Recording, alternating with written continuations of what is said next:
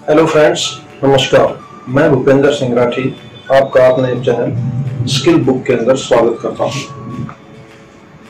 Last का topic हमारा methods of refrigeration था, जिसके अंदर 10 प्रकार के रेफ्रिजरेशन सिस्टम हमने देखे थे कि हम 10 टाइप से ठंडक उत्पन्न कर सकते हैं, जिनमें सबसे ज्यादा जो पॉपुलर है आज के टाइम में, जो हमारा मॉडर्न रेफ्रिजरेशन है, सबसे ज्यादा हमारा कौन सा मशीन है?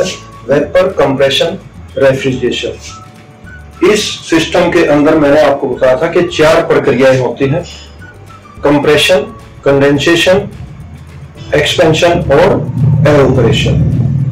वो चारों हमने प्रक्रियाएं के बारे में पढ़ा था कि कौन सी चीज और क्या काम करती है।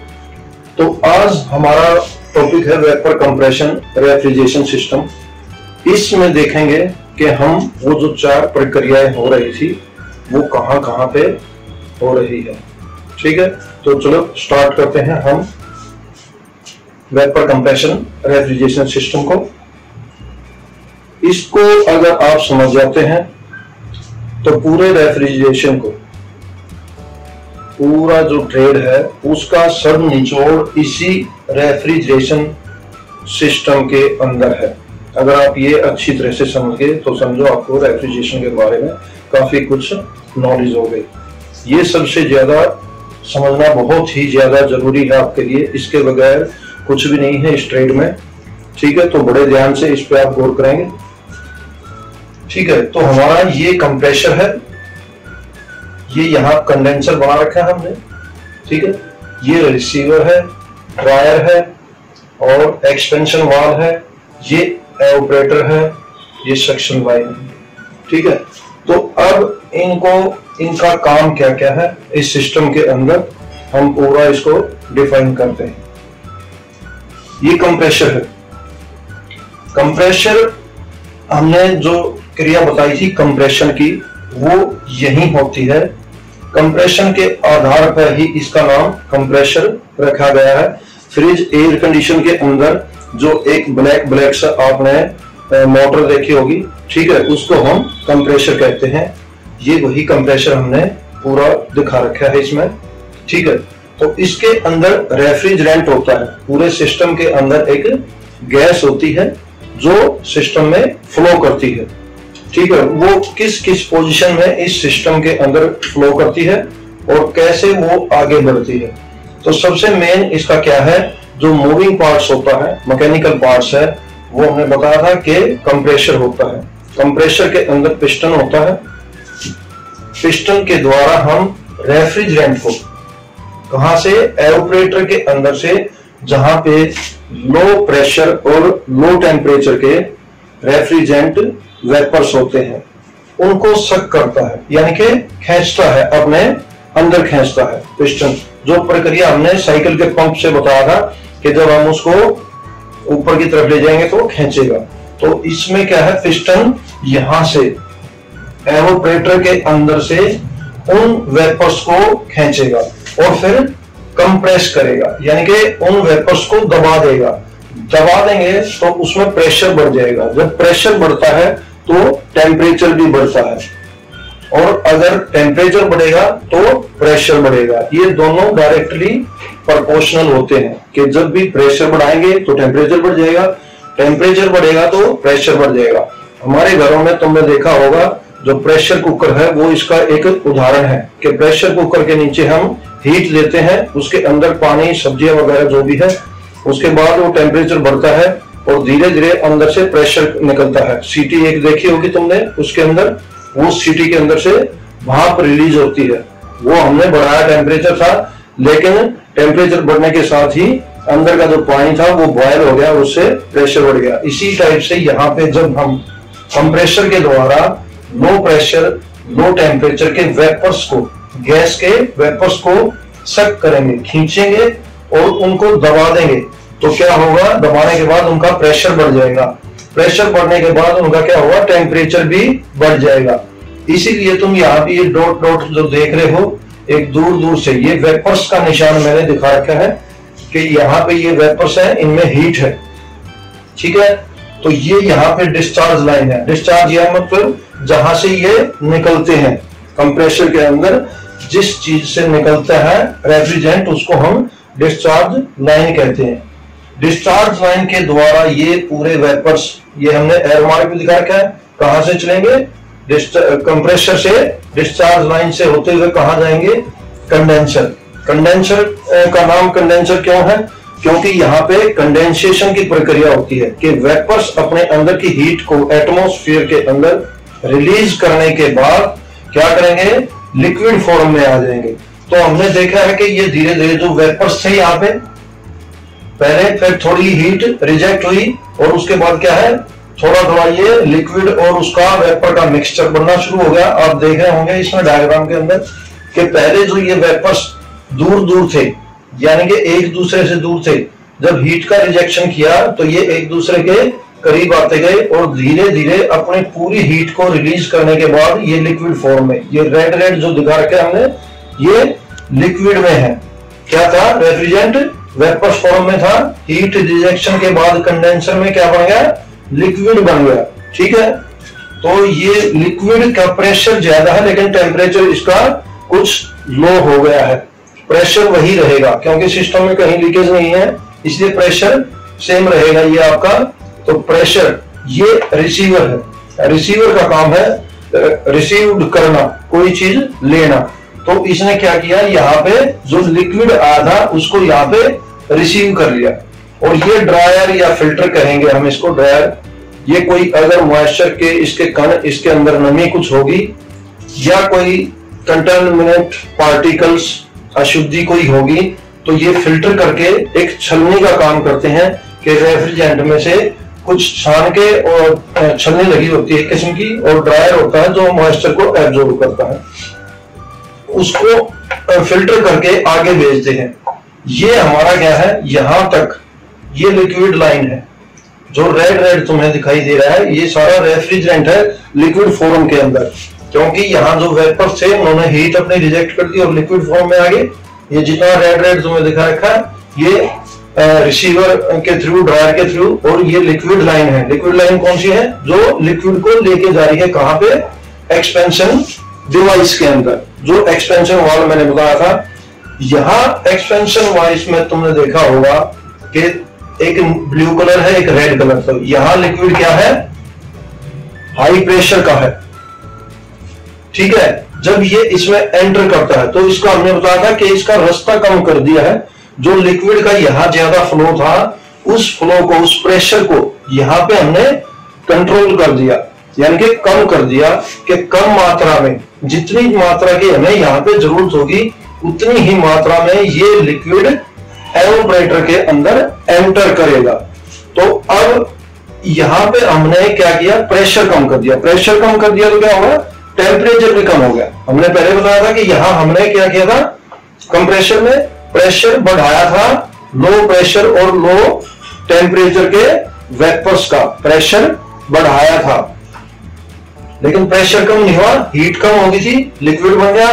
तो यहां पे हमने इस लिक्विड का क्या किया, प्रेशर कम कर दिया। प्रेशर कम कर दिया तो क्या होगा, टेम्परेचर भी कम हो गया। तब ये लिक्विड यहां पे इस एवापोरेटर के अंदर एंटर कर दिया।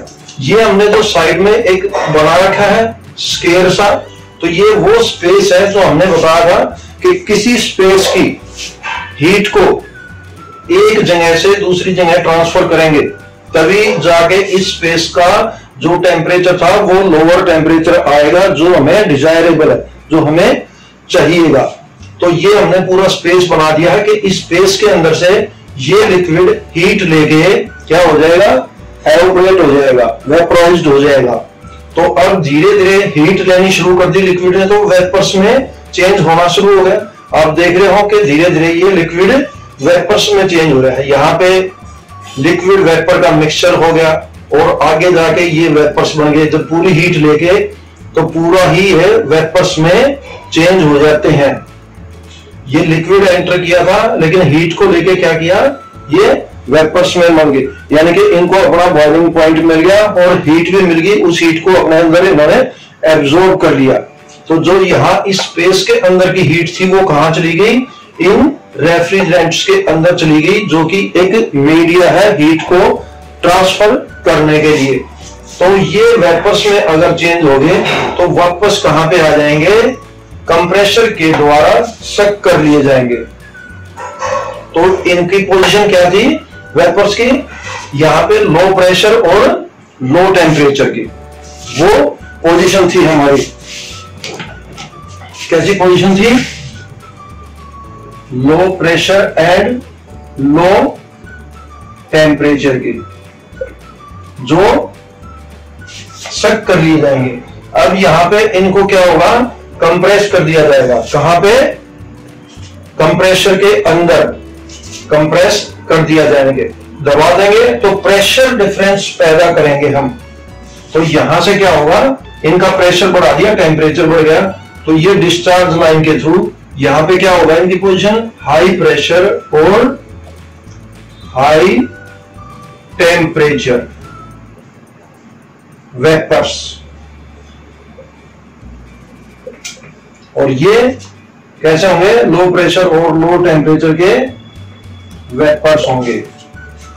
अभी इन्होंने फिर क्या किया, यहां पे हीट लेके आ गए हमारे, हीट लेके आने के बाद क्या हुआ, पिस्टन कंप्रेसर के द्वारा दोबारा इनको कंप्रेस किया गया और आगे डिस्चार्ज लाइन के थ्रू भेज दिया। अब जो यहां पे जो टेम्परेचर था वो कितना रेज हो गया, जो बाहर का एटमॉस्फेयर का जो टेम्परेचर था, एटमॉस्फेयर का जो टेम्परेचर था उससे ज्यादा अप हो गया। मान लो अगर बाहर 40 डिग्री सेल्सियस है एटमॉस्फेरिक टेम्परेचर वातावरण का हमारा, तो ये अप्रोक्सीमेट कितना हो जाएगा, 60 डिग्री सेल्सियस इनका वेपर्स का कितना हो जाएगा, 60 डिग्री सेल्सियस टेम्परेचर हो जाएगा। वो कैसे बढ़ा कि हमने यहाँ पे कंप्रेसर के द्वारा प्रेशर बढ़ाया था, टेम्परेचर बढ़ गया। अब वो प्रेशर डिफरेंस पैदा क्यों करना पड़ता है हमें, क्योंकि प्रेशर बढ़ाएंगे तो टेम्परेचर बढ़ेगा, टेम्परेचर यहां का ज्यादा होगा तभी वो इस एटमॉस्फेयर के अंदर ट्रांसफर होगा। हमने बताया था heat always flow high temperature to lower temperature, कि एक हीट क्या है, ज्यादा टेम्परेचर के वजह से दूसरे लोअर टेम्परेचर की तरफ फ्लो करेगी। तो यहां पे अगर 60 डिग्री टेम्परेचर है इन वेपर्स का, तो वो कहां पे फ्लो करेगा, एटमॉस्फेयर में रिमूव हो जाएगा, रिलीज हो जाएगा। टेम्परेचर अगर निकलता है तो इनके अंदर की जैसे वो हीट निकल गई तो क्या होगा, वेपर्स कहां, लिक्विड फॉर्म के अंदर चेंज होना शुरू हो जाएंगे। इसलिए हमें इस कंप्रेसर की जरूरत पड़ी है। कंप्रेसर की जरूरत किस लिए है कि प्रेशर डिफरेंस पैदा करने के लिए। दूसरा, कंप्रेसर का काम क्या है, जो ये सिस्टम चल रहा है इसके अंदर जो रेफ्रिजरेंट है उसको सर्कुलेट करने के लिए, कि वो इसके अंदर मूव करता रहे, चलता रहे। एक पंप का काम भी करता है ये, एक तो प्रेशर डिफरेंस पैदा कर दिया, दूसरा एक पंप का काम है कि पूरे रेफ्रिजरेंट को इस सिस्टम के अंदर, जो ये रेफ्रिजरेशन सिस्टम है इसमें रेफ्रिजरेंट को सर्कुलेट करने का काम कंप्रेसर का ही है। जो कंप्रेसर है हमारा, ये हमारे हार्ट की तरह काम करता है। इसको रेफ्रिजरेशन सिस्टम का कोई पूछता है कि हार्ट कौन सा है, तो हमारा ये कंप्रेसर क्या है, एक हार्ट का काम करता है। जैसे हमारे शरीर के अंदर हार्ट क्या है, हमारा जो ब्लड होता है उसको खींचता है और उसको फिल्टराइजेशन करके और आगे पूरी जो हमारी ये नलियां हैं, नसें हैं, नर्व्स हैं, जो इनके अंदर सप्लाई करता है। तो हमारा हार्ट क्या है, पंपिंग का काम करता है। सेम इस सिस्टम के अंदर कंप्रेसर एक हार्ट का काम करता है। ठीक है, तो इसने क्या किया, प्रेशर डिफरेंस पैदा किया और टेम्परेचर बढ़ गया किसका, जो लो टेम्परेचर लो प्रेशर के वेपर्स एवापोरेटर से इसने सक किए थे। सक करने के बाद कंप्रेस किए, आगे भेज दिए। यहां पे इन्होंने क्या किया कि अपनी हीट को एटमॉस्फेयर के अंदर रिलीज कर दिया, रिमूव कर दिया, हटा दिया। वो हटाने के बाद ये वापस क्या है, लिक्विड फॉर्म के अंदर आ जाएंगे। यहाँ पे रिसीवर है, वो लिक्विड को रिसीव कर लेगा, ड्रायर उसको फिल्टर करके भेज देगा, कोई मॉइस्चर वगैरह होगा तो फिर उसके बाद लिक्विड लाइन के थ्रू एक्सपेंशन डिवाइस के अंदर चले जाएंगे। एक्सपेंशन डिवाइस का काम क्या है, जो इसने प्रेशर बढ़ाया था उस प्रेशर को यहाँ कम करना। ये दोनों आपस में अपोजिट में काम करते हैं। कौन कौन से, कंप्रेसर और एक्सपेंशन डिवाइस आपस में अपोजिट काम करेंगे। कंप्रेसर ने प्रेशर बढ़ाया है तो ये कम करेगा। कंडेंसर और एवापोरेटर ये दोनों आपस में अपोजिट काम करेंगे। यहां पे हीट को एब्जॉर्ब किया है किसने, रेफ्रिजरेंट ने, उस हीट को अपने अंदर एब्जॉर्ब कर लिया, ले लिया उसको। और कंडेंसर का काम क्या है, जो हीट यहां से ली थी उसको बाहर रिमूव कर दिया। यहां पे क्या था, लिक्विड एंटर कर रहा है, उसने अपने अंदर हीट ली तो वेपर्स में बदल गया। और यहां पे क्या है, वेपर्स एंटर कर रहे हैं, हीट को रिजेक्ट करने के बाद लिक्विड में चेंज हो गए। तो ये पूरा सिस्टम जो है ये एक चक्कर की तरह काम करता है, जिसको हम साइकिल कहते हैं। यानी कि एक पूरा चक्कर जो लग जाएगा कि यहां से स्टार्ट हुआ, यहां से शुरू हुआ और पूरे में सिस्टम में रेफ्रिजरेंट घूम के आ गया वापस यहीं पे। तो ये एक साइकिल इसकी पूरी होगी।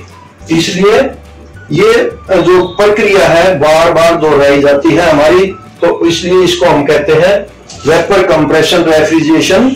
अब ये साइकिल लिख देते हैं इसको, कि हम इसको एक साइकिल की तरह इस्तेमाल करते हैं कि यहां से शुरू हुआ और पूरे सिस्टम के अंदर सर्कुलेट करके और वापस यहीं पे आ गया।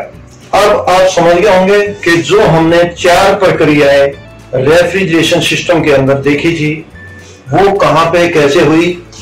जो कंप्रेशर है यहां पे कंप्रेशन हुआ, यानी कि प्रेशर डिफरेंस हुआ। डिस्चार्ज लाइन के थ्रू कंडेंसर में गया, कंडेंसर में क्या हुआ, कंडेंसेशन हुई।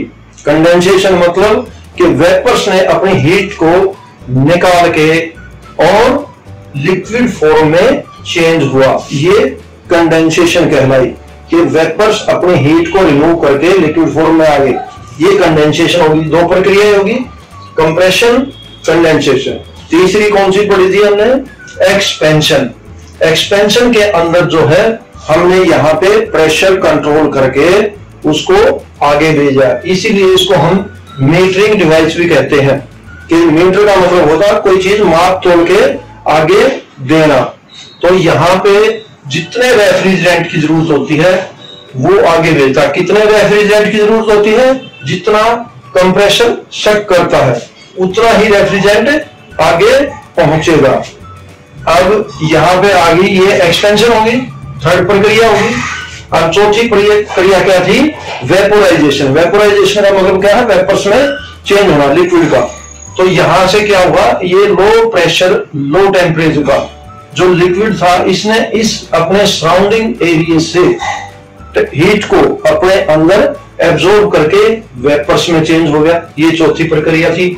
और फिर सक्शन लाइन के द्वारा यहां पे आ गया। सक्शन लाइन कौन सी होती है, जो यहां से इन वेपर्स को कंप्रेसर पे लेके आती है। कंप्रेसर जहां से खींचता है, सक करना, खींचना, डिस्चार्ज करना, बाहर भेजना। तो यहां पे आके हमारी ये रेफ्रिजरेशन साइकिल पूरी हो जाती है।